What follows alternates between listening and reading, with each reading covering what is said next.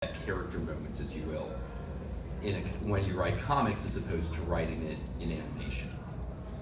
Well, the difference in writing for TV for me is usually, especially when you're writing for a TV show as opposed to these movies, this is an ongoing series. I'm hired as a freelancer to do an episode here, an episode there, which might be part of an overarching arc that they've got for the whole season. So they have very specific ideas of what they want to do in that episode.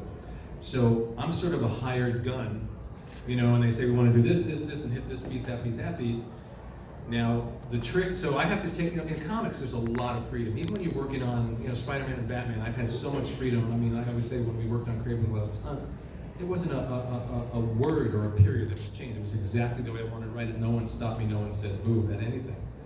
But when I'm working in television, I take off that sort of, that hat and put on my collaborator hat, because I'm on the phone with 3 or 4 people working on a story, and then I go and I write a draft, and I have to take those ideas and expand them and deepen them and add to them and find that emotional resonance that you want.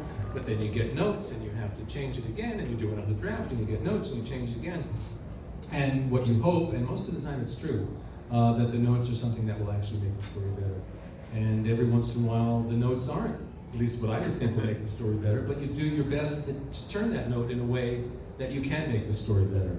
And I always find it funny because sometimes I'll be working on something and I get stuck on some point, and I think this is the only solution I can come up with, but they're going to catch this immediately and tell me it's the stupidest thing they've ever read. And I turn the draft in, and they have notes about everything but that one thing that I thought was like the dumbest thing I've ever written.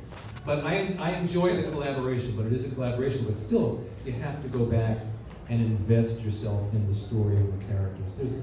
I've had more freedom on some of these animated movies that can become a little more personal, a little bit more my vision as opposed to a group vision. Not that I don't get lots of notes and great notes, but there has been more room, especially on these CWC projects, to really imprint it with what I see in the story. But I really, because I'm a freelancer, I'm home working alone in a room all the time.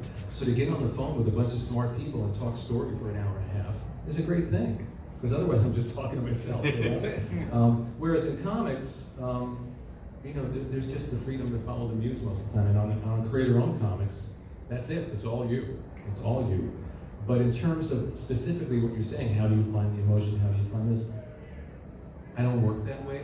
I'm not looking for that. What happens for me is when a story is really going, like I will literally wake up in the morning and see a movie in my head, and it's like, well, that's interesting, And I'm literally, it's not like, sometimes it's nothing I was even thinking of, and I have to kind of rush to the computer and get this movie down, and then take that movie that I've watched and turn it into a story. But when the story is really working, I'm not writing the story, I'm following the story.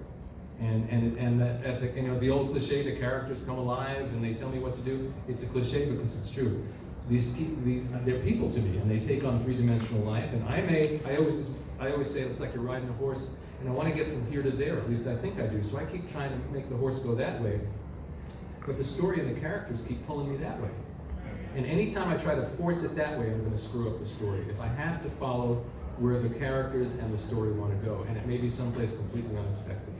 And that's the fun of it. When I write something and I go, I didn't know that was going to happen, then I know it's a good story.